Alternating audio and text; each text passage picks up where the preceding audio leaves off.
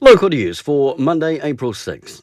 Some people are not getting the message of staying home. Police have noticed an increase in the general traffic across Wairarapa and have spoken to a number of people out on the streets with various excuses, none of which have been a good reason to not be at home. They're hearing stories of people returning to the supermarket multiple times in one day.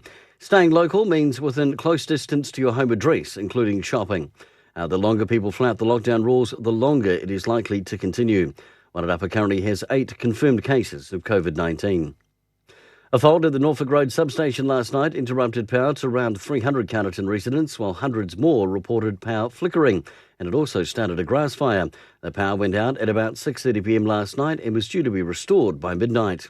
And the Wāhinga Centre obtained a highly commended in the Engineering Innovation category at the prestigious New Zealand Wood Awards. They were also a finalist in the Public Design category. Well done. For local news, kia ora, I'm Brent Gare.